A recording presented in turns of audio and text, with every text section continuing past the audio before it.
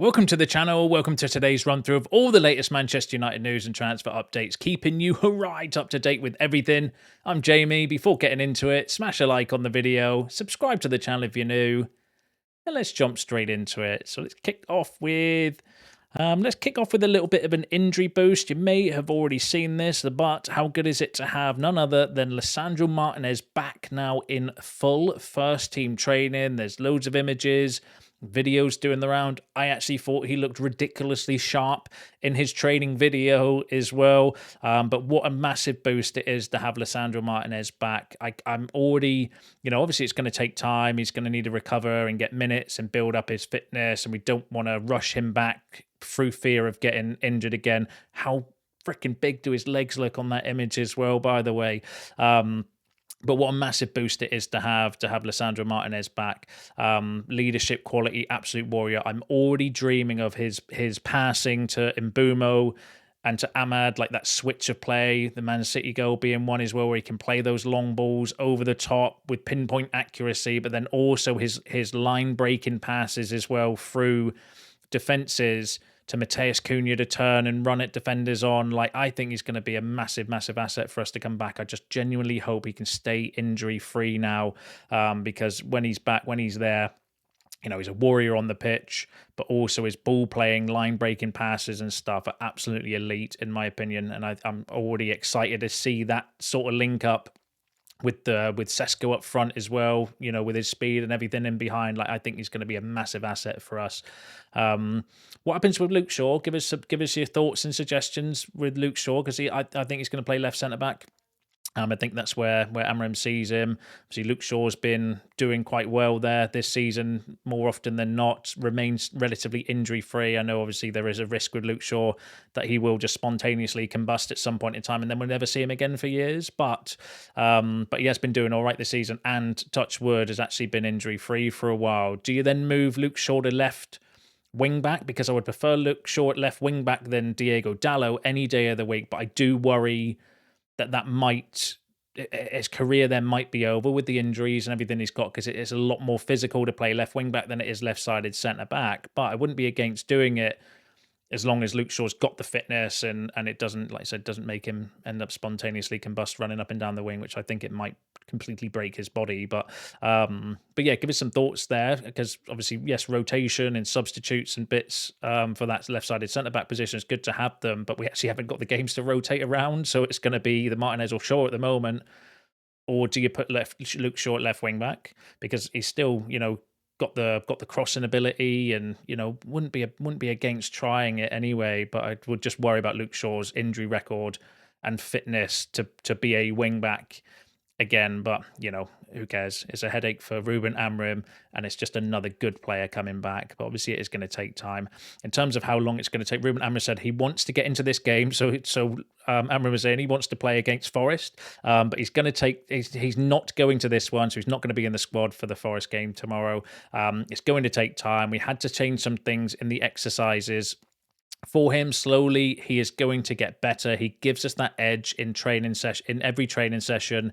That is also good for us. So yeah, obviously the players training with someone like Martinez as well, and that's why it's a massive boost for us. I think having Martinez back around the place, training, warrior, leadership, everything around him. I really, really like Lisandro Martinez. I just hope, touch wood, he can stay fit now. And obviously it's going to take time for him to recover back, but I think he's going to be a massive asset having Lisandro Martinez back, that's for sure. But give us your thoughts and feelings on that in the comments below.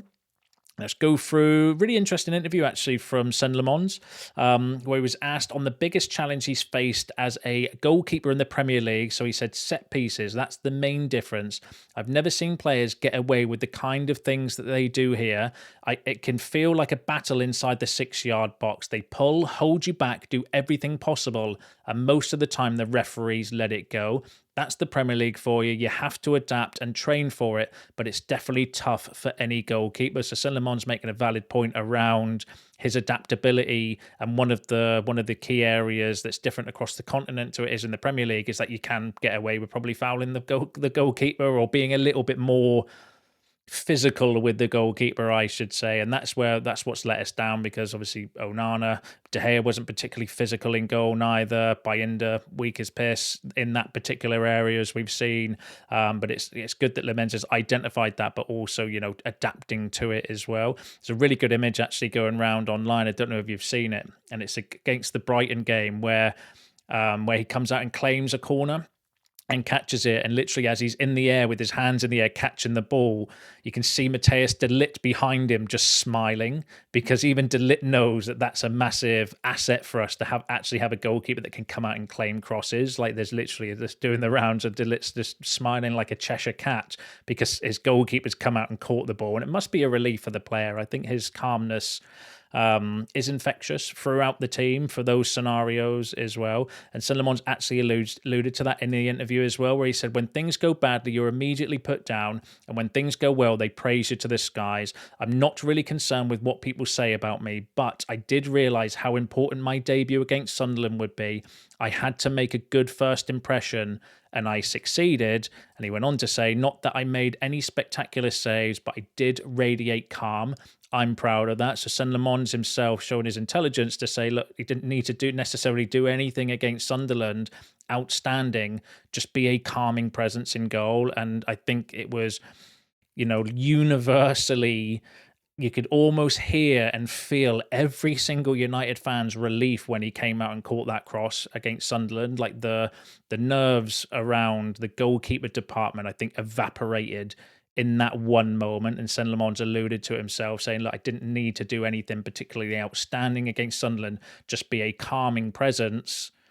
And that filters through to the team. And I don't think it's any surprise or any shock that we've got Saint-Lamons in goal with his calmness and, and everything like that, and his confidence in the other players as well, that we've won every game since he's come into the team. I don't think that's coincidence. Having and shout out to all of you in the comments in the video in the summer when we were talking around priority positions. Do we prioritize a striker? I remember the stories were coming out, it was like United want to prioritize a 10 and a striker, and a lot of you were shouting out goalkeeper, and fair play to you, because yes, what a difference it makes having a competent goalkeeper that can just do the simple things, the basics, a basic goalkeeper that can do simple things. But I actually think he's a really good personality and character as well. But yeah, wanted to bring you that, give you your thoughts and feelings on Saint-Lamons in the comments below. Now let's go through a little bit of transfer talk. So there was a story I brought you the other day regarding Bouaddi, and there's been another report that's come out and still and kind of clarifying, I think, where United are regarding the situation. So, chances of mega money Man United deal for midfield wonderkid revealed. Vivell is a huge fan. So this is coming from Team Talk, but it's actually coming from Dean Jones. And Dean Jones I always find to be quite decent when it comes to United news. That's why I'm bringing it to you.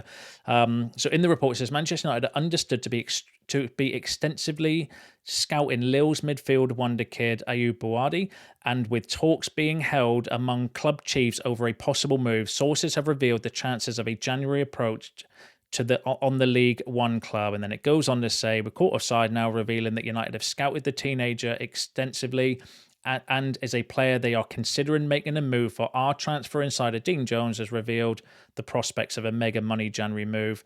However, according to Jones, while Bouaddi is seen as an interesting player for United, and one that Director of Recruitment Christopher Vivell is especially fond of, a move to bring him to Old Trafford in the winter window looks highly unlikely at this stage. So this is what Dean Jones had. So it says, per Jones, the main cause of debate among United right now is Bouaddi's tender years.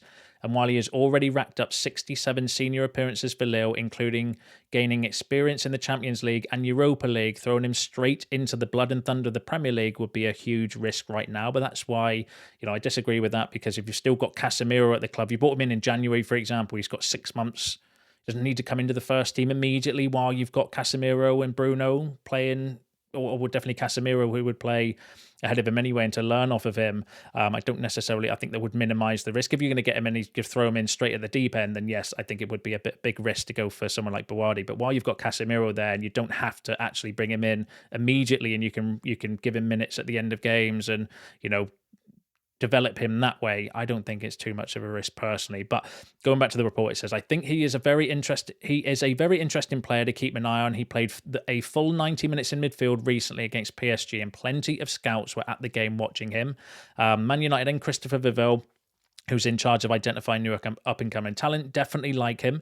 It's difficult to know exactly how they measure an offer at this stage because they are obviously in a very fragile stage of their squad rebuild, and throwing a teenager into the mix isn't the most reliable thing they could do, but he's extremely good and could make an impact on the current crop. I do think they would be open. They would open up a pathway for him. Obviously, they are being linked with some expensive midfielders who are more established in the Premier League, but let's see what happens. And in terms of the other midfielders, Dean Jones goes on to say that if I had to say who I think the top target is, then I would say Adam Wharton is becoming the one. But the reality is that none of this is straightforward. I think Carlos Baleba would be right in the mix if his price tag was not so high. But with the sums of money we're looking at, I would say that I think they see Wharton as a more reliable signing.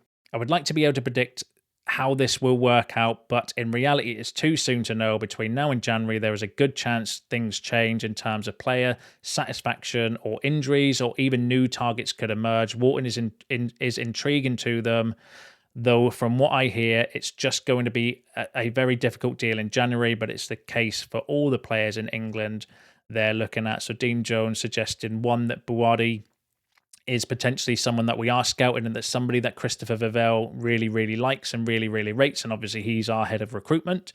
But then also, interestingly, that there's the worry about going for Bouaddi because of his age and the fact that he's not Premier League proven, which is fair enough because we know we are going down that more Premier League proven route, which has worked out really well for us this summer. I think Jason Wilcox did an interview on MUTV and he was alluding to that fact as well, saying, look, the fact that we bought in Mateus Cunha and Brian Mbeumo that were Premier League proven, because they didn't have to then, like, they know the country, they know, everything around the Premier League, is a massive advantage. So whether we would still go for someone like Bouaddi, who knows? But also interestingly saying that maybe Adam Wharton would be the preferred target because of the price around Carlos Baleba. But again, either way, it doesn't look likely these are going to be January deals unless somebody becomes available in that particular time, just because of the price and everything like that as well. But really interesting. It's nice that we're getting the names, though.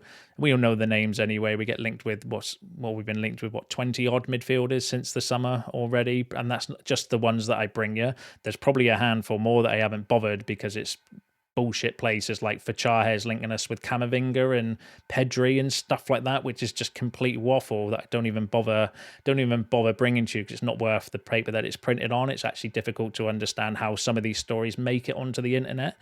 But yes, there is a list emerging of potential players. But yeah, give us your thoughts and feelings on Bouaddi in the comments. But also Adam Wharton. Would you go for Adam Wharton over Carlos Baleba?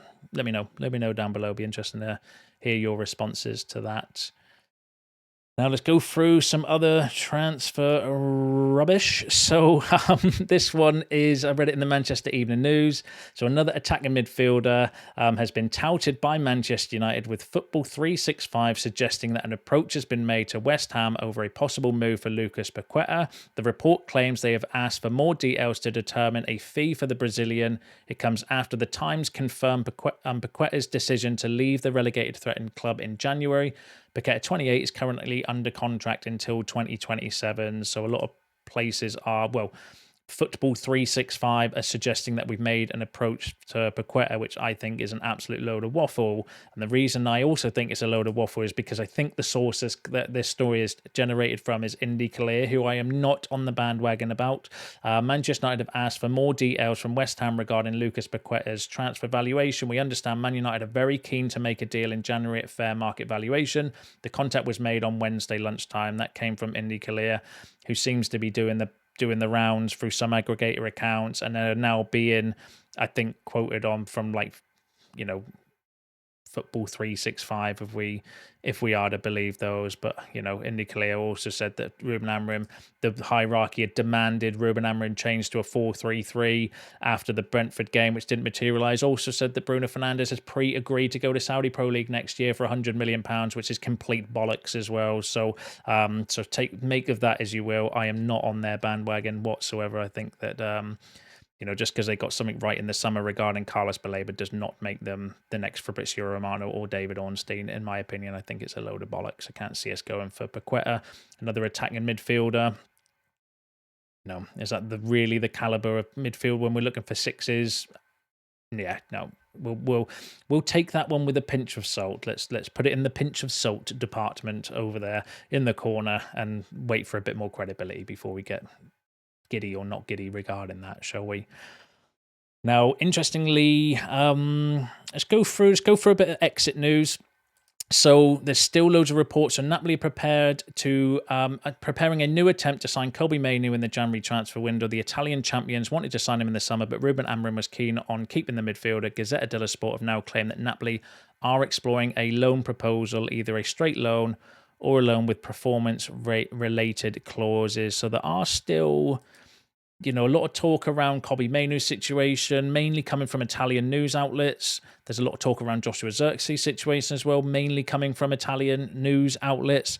Fabrizio Romano, on the situation, though, has said that Manchester United still insist to keep Zirkzee and Mainoo at the club. Ruben Amorim is insisting to keep them because there will be many games in the next months and the end of the year, and so Amorim wants as many players as possible for that time. There's still interest in Napoli for Mainoo after the injury to De Bruyne. They were interested in him in the summer and still remain interested now. There's interest also from West Ham. West Ham have called to understand the situation of both Zirkzee and Mainoo on loan now. So Fabrizio Romano basically saying, look, Amorim wants to keep Joshua Zirkzee and Kobbie Mainoo. I think the main reason for that, though, is because of AFCON.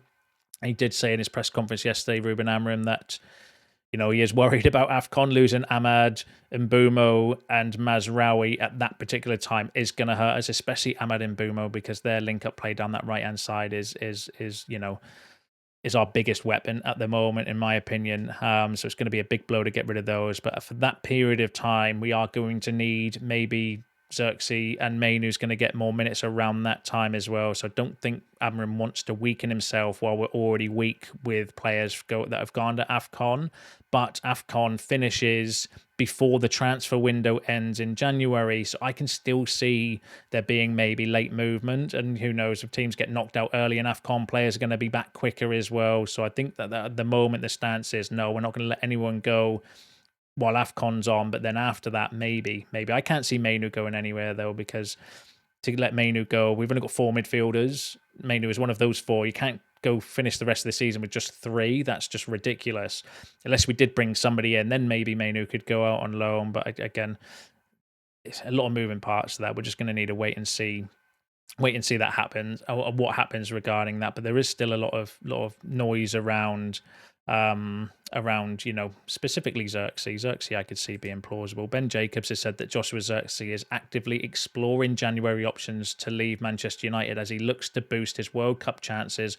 Roma is viewed as a viable loan destination and initial contact has taken place. So Ben Jacobs suggesting that Zirkzee is actively looking to leave. But again, that might be later on. And I don't blame Zirkzee, to be fair, because when you think about it, Joshua Zirkzee's like, his third choice striker, effectively, because you've got Sesko and Cunha that I think would be, whichever way round, game situations, team would play in, either go with Sesko or Cunha up front. So then Zirkzee would be the third choice, number 9, in my opinion. And I think he's third choice in the 10 positions as well, because it'll be Mount and Cunha on that left-hand side competing, depending on if Cunha plays up front, then Mount will probably play. And then you've got Mbeumo and Ahmad, I think, for that right-hand side as well. So where's Zirkzee's minutes coming from? With everyone fit, he's effectively the third choice in those areas.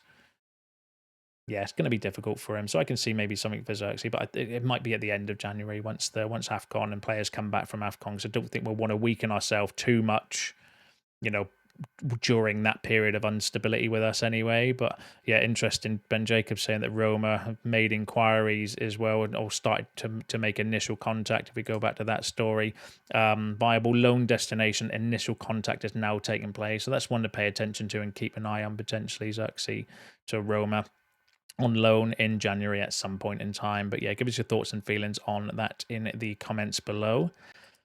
Now, in terms of other exits, there's been a bit of noise regarding Manuel Ugarte saying, again, coming from a Turkish journalist, I don't know the credibility, saying that Galatasaray will make an offer to Manchester United for Manuel Ugarte in the January window, loan with a €25 million purchase option. And again, unless we're getting one or two midfielders in January, which the reports are, we're not necessarily going to get our top targets in January. You might be able to do something like Conor Gallagher, somebody of that nature. If you did, then maybe, yeah, you could look to it's going to be one in, one out, isn't it, in midfield? That's the words that I'm trying to get out of my mouth there. Very, very poorly. Apologies. But yeah, I'd want to see a bit more credibility regarding that as well, personally. But give us your thoughts and feelings on that in the comments below, as I am sure that you will. And a couple of other final stories to go through for you. This was an interesting one coming from South America, saying that Manchester United are weighing up a January move for 19-year-old Vasco da Gama forward Ryan. Now, I know nothing about the player. I am no expert. I watched his highlights and did a little bit of research and stuff. Actually looks like a decent shout, decent option. Left-footed, predominantly plays on the right wing from what I can tell, although looks like he could play anywhere across the front line, going off of his like highlights and stuff. Left-footed, potentially like I don't know whether you would play him at wing back or whether you would bring him in as like an Mbumo squad rotation option, that type of player. Looks fairly decent, valued around €18 million on transfer market, got 11 goals this season as well for a 19-year-old, which is not bad.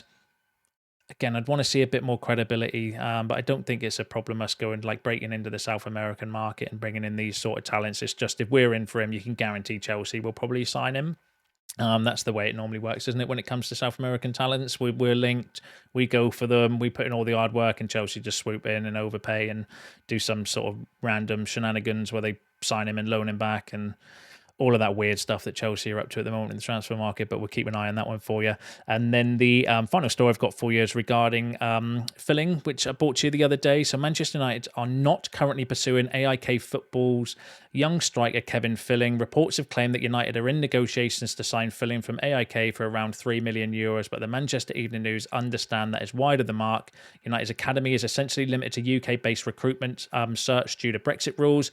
Filling is 16 years old, which means he could not join United in January, as reports have suggested. So this is the report the other day that was coming from Florian Plettenberg, where he was saying that United are in concrete negotiations with Filling, but then Christopher Vivell come out at the same time saying, nope, that's not true. It became a case of who do you believe? Personally, I said I believe Christopher Vivell over Florian Plettenberg when it comes to these sort of news, because he's waffled a lot of bullshit recently, in my opinion. And the Manchester Evening News saying the same thing, that no, wide of the mark, we're not in negotiations with him because we can't sign him until he turns 18 anyway. A lot of the players that we have bought in, like a Roscoe, for example, is going to be 18 by the time that we sign him. He's 17, coming up 18. Same with Diego Leon, 17, just about to turn 18. So we did a pre-agreement for those because we could actually bring them in. When someone's 16 from overseas, you've got you're going to pay for them, and then you've got 2 years before they can actually sign for you as well, which makes very little sense, in my opinion. But give us your thoughts on that in the comments below, as I'm sure you will. Give us your thoughts on all the other topics discussed in today's video, because that's you all up to date with the latest news and transfer updates. And don't forget to smash a like on the video on your way out. Subscribe to the channel if you're new. See you in the next one.